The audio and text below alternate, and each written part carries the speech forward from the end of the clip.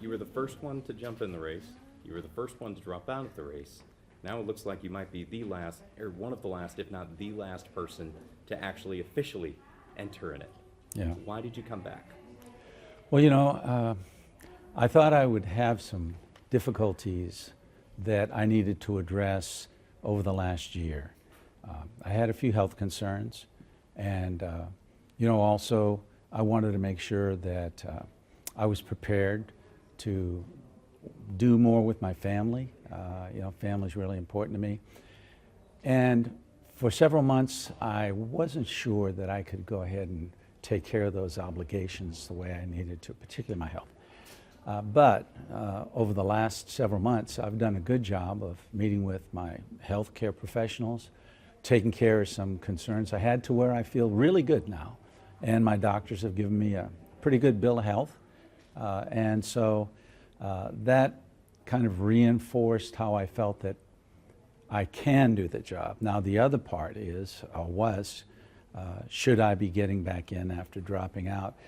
And my main motivation is I'm really, really concerned about the people who are running, particularly the people who are raising a lot of money.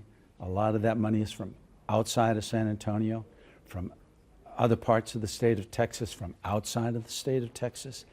And I want to make sure that the mayor's race isn't up for sale to the person who raises the most money.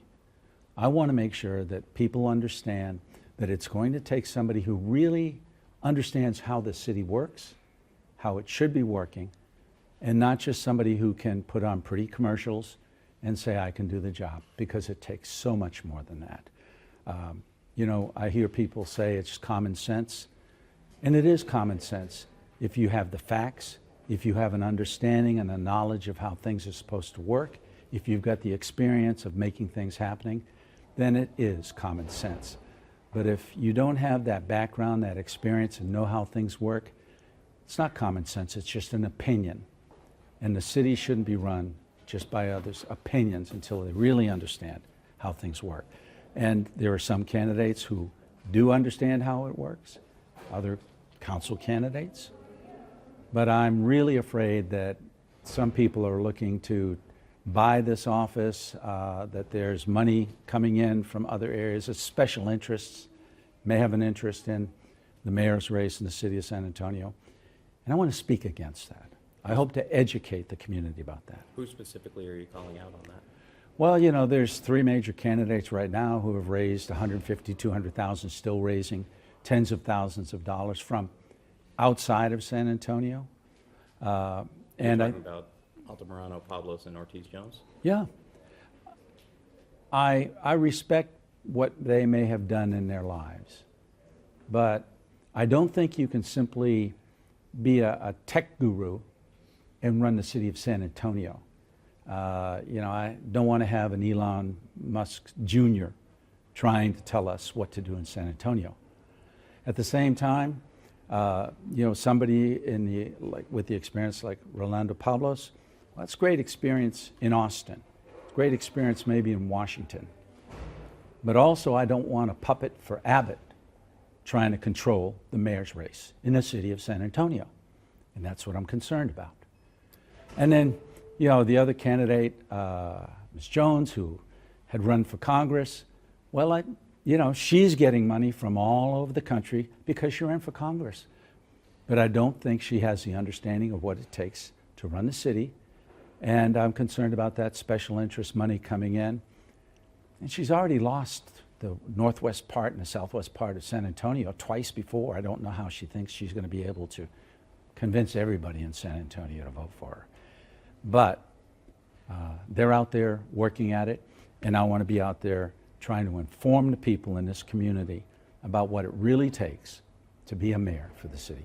You endorsed Adriana Rocha Garcia after you dropped out. Why not just continue to back her own campaign and still make that, make kind of these feelings known versus jumping back in the race to do it yourself? I've called her and told her I'm doing this. And I told her the reason why I just told you. I want to do a better job of trying to inform and educate the people in this community about what it really takes to be the mayor of the 7th largest city in the country. And there are other candidates out there who may be qualified to do that job. But you know, you wouldn't be listening to me today if you thought I wasn't sincere about running for mayor and getting out there and working to be the next mayor. And I am. So if elected, you would commit to serving the 4 years? Absolutely. I mean, you're doing this, let's be clear, you are doing this because you are sincere about wanting to be mayor. It's not just a publicity campaign That's to right. attack their campaign. And I've always said that I felt that I was the best person to go ahead and become the next mayor of San Antonio. Now that's up to the voters to decide on, but they're going to hear from me. I'm going to be going out and talking to people all over the state, all over the city, everywhere I can. But I'll tell you one thing I'm not going to be doing. I'm not going to be asking people to send their hard-earned money to try and buy into this race. It's going to be done by just talking to people, going to places, hopefully being heard, and getting my message out about the importance of having the understanding, the commitment, the experience necessary to be the mayor for San Antonio. Money in politics is nothing new. Sure. Outside money in politics is also not new. Sure. What is different about the money that they're bringing in that you would say is unacceptable compared to previous candidates who have likely brought in money from friends, family, supporters outside San Antonio? You know, friends, family, and supporters, you know, that's one thing.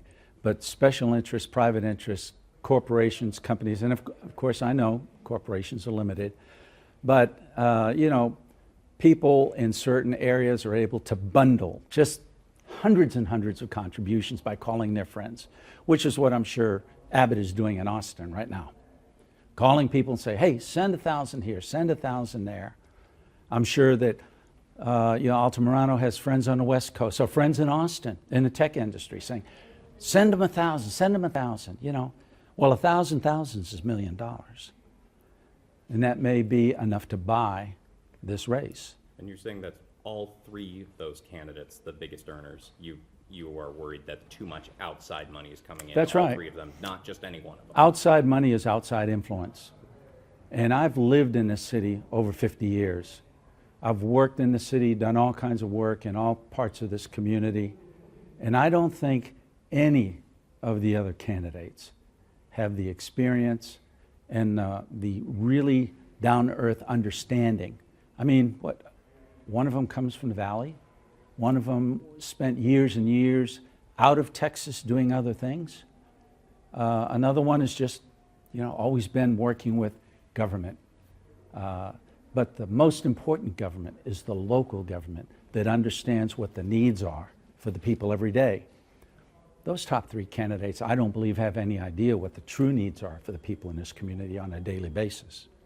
Can you share a bit more how your kind of the health challenge you referred to back in December when you dropped it, how that's improved to kind of give voters that? Yeah, well, I I can understand that. You can look at me today, and I think you can see I'm pretty healthy. I'm still playing basketball once a week. I'll be out there Monday.